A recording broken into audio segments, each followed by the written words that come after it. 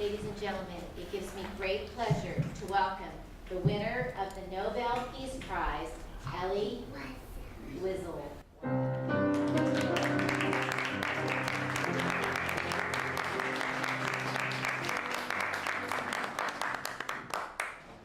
Never shall I forget that night, the first night in camp, which has turned my life into one long night, 7 times cursed and 7 times sealed. Never shall I forget that smoke.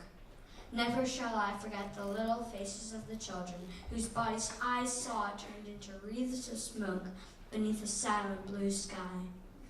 Never shall I forget those flames which consumed my faith forever.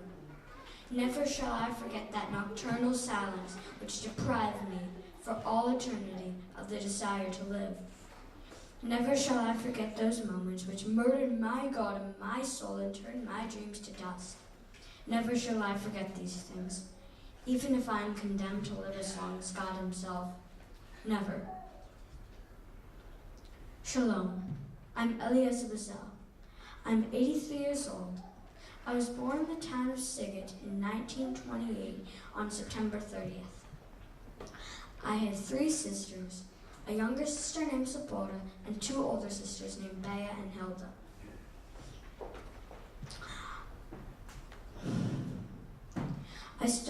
I started the Elie Wiesel Foundation for Humanity in 1986 with my wife Marion, soon after I won the Nobel Peace Prize.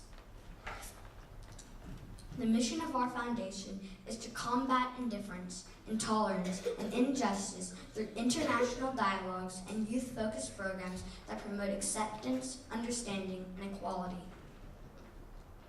But I am here tonight to share my experiences as a 14 and 15-year-old boy in concentration camp. They called him Moshe the Beetle. He was a very prayerful man in our village and did not speak much.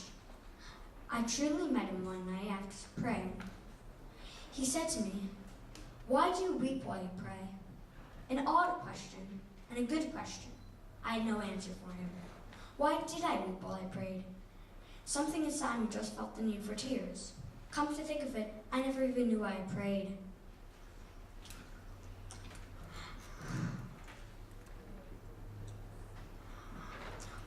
After that, I met him often. He explained to me with great insistence that man raises himself toward God by the questions he asks him. I was sort of curious, so I asked him, "Why do you pray, Moshe?"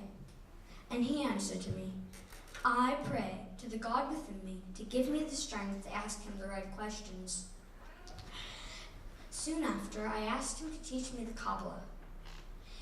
He smiled and said to me, "There are 1,001 gates leading into the orchard of mystical truth. Every human being has his own gate.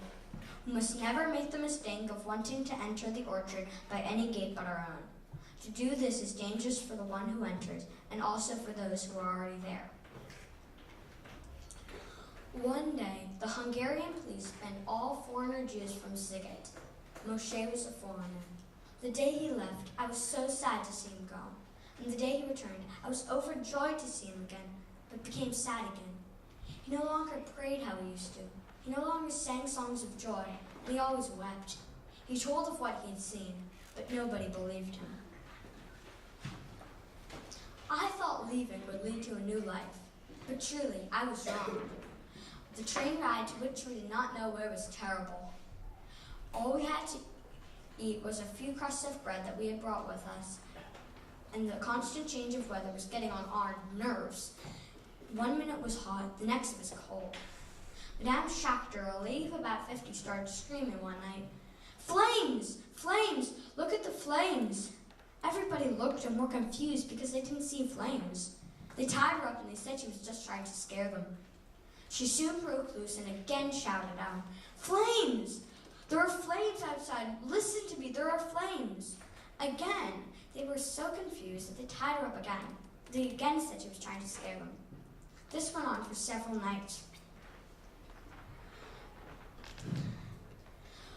One night, about a week later, Madame Schachter was curled up in a corner with her son on her lap. She was weeping. Her son was probably crying too. Everybody was out at the window, screaming, Flames! Look at the flames! There are flames! We had truly arrived at Auschwitz. The SS officers led us to a place and told us for men to go one direction and women to go the other direction. I watched my mother and sister go sadly. I knew I would never see them again. It was my last time seeing them. So I watched them leave, and eventually I was allowed myself to be dragged in the opposite direction with my father. Life in camp was very hard. Food was scarce, and water was also scarce.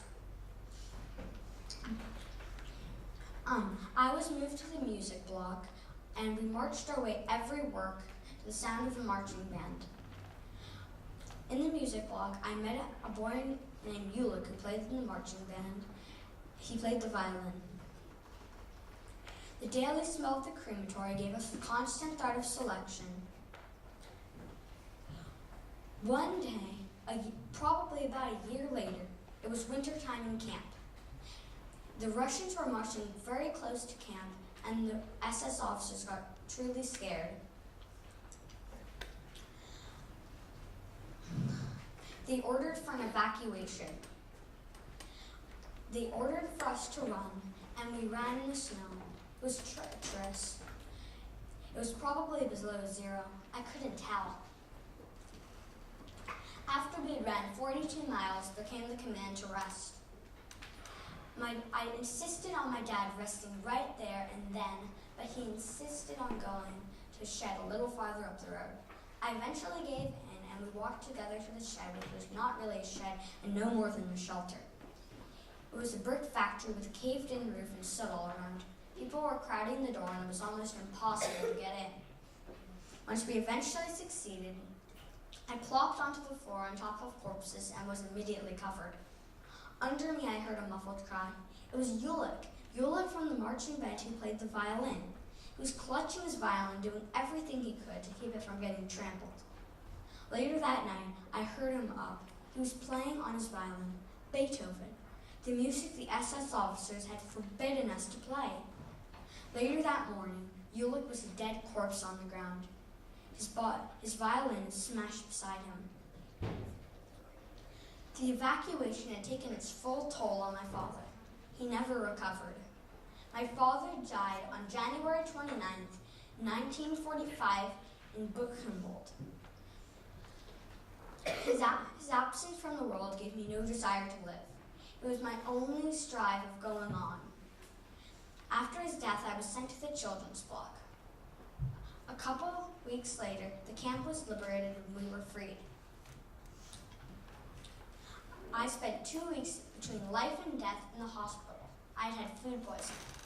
When I was eventually strong enough to get up, I gathered all my strength to go to the mirror. I wanted to see my reflection. I hadn't seen it for around 2 years now. A dead corpse stared back at me. The look in his eyes shall never leave me. Even today when I look in the mirror, I still never forget that. What can we do? What can we do to put an end to this needless suffering? Will you join me in trying to make a difference?